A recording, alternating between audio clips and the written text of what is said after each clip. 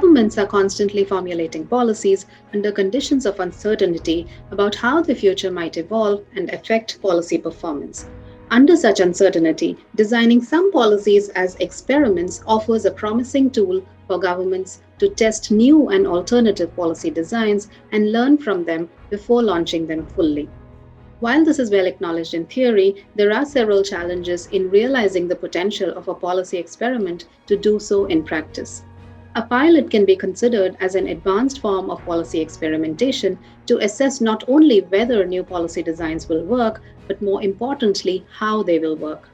Studying design features of policy pilots and their outcomes forms the focus of my new book, Rethinking Policy Piloting, with insights from Indian agriculture.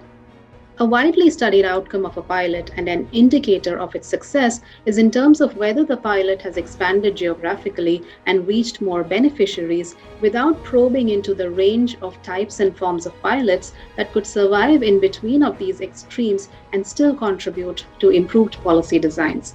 The question under investigation in this book is, how do design features of pilots influence their policy translation? In general, the terms experiments and pilots are not bound by watertight classifications, at least in practice. Neither is a proper sequencing apparent in terms of viewing pilot and experiment as two separate policy forms, such as experiment only, pilot directly without experiment, experiment leading into a pilot, etc. Taking a case-based approach, I study 13 policy pilots that were launched by the Ministry of Agriculture and Farmers' Welfare, the central ministry in the Government of India, to address diverse risks and uncertainties to agricultural production in the country. These pilots were selected in a period of 25 years, starting from 1990, the decade that saw liberalization and decentralization reforms in the country. In general, these pilots aimed at increasing crop productivity and reducing risks to agricultural production and involved watershed management, technological interventions, and crop insurance, among others, all testing some policy elements with the intention of guiding national agricultural policies. What made Indian agriculture an interesting context to study piloting in?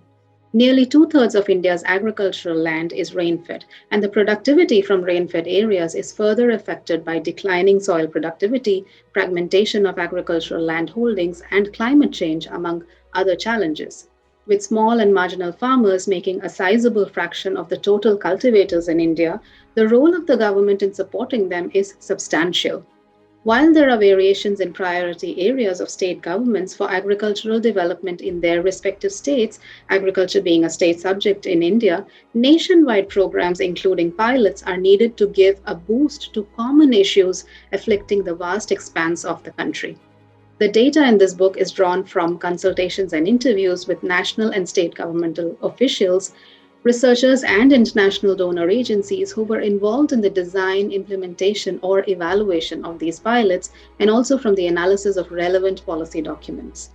Detailed case narratives are presented, and a comparative analysis on selected design features of these pilots is conducted to identify configurations of factors that are found to be associated with low policy translation, where the pilot is either terminated or it never moved beyond its original limited scope, or high policy translation where it grows and expands beyond its original scope and is potentially institutionalized into routine policies. I must emphasize that this book does not intend to evaluate the pilots and their effectiveness. Rather, it seems to derive logic from otherwise sporadically occurring pilot initiatives in terms of their initiation, development, and outcomes, seeking signals to questions such as, why do some seemingly futile pilots continue? Why are some business as usual programs launched as pilots while they do not seem to break any new ground? When and how does the government engage with non-governmental partners, and what role do these partnerships play in governing a pilot's outcome? As we navigate the age of technological disruption in the 21st century, Indian agriculture is also undergoing rapid shifts that call for a rethinking of policy piloting while considering lessons from decades of piloting in the country.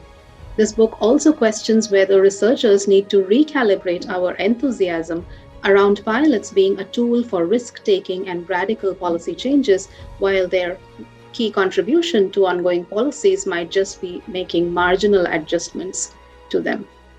The conversation that this book hopes to start is around experimentation and piloting to be a more conscious activity that forms a regular feature of policy making without the apprehension around the word experiment. The book is one of the few on comparative analysis of policy pilots, studying their design features, and adds empirical evidence to scanty literature from Asia on this topic. The book is targeted at policy researchers and students at master's and doctoral levels, specifically interested in studying policy experimentation and piloting in the Indian agricultural context specifically. In general, the theoretical insights, however, from this research can be extended and adapted to a wide range of social and environmental policy issues within and outside India that face high uncertainty in the future policy context, such as climate change, adaptation, water resource management, and energy security, among others.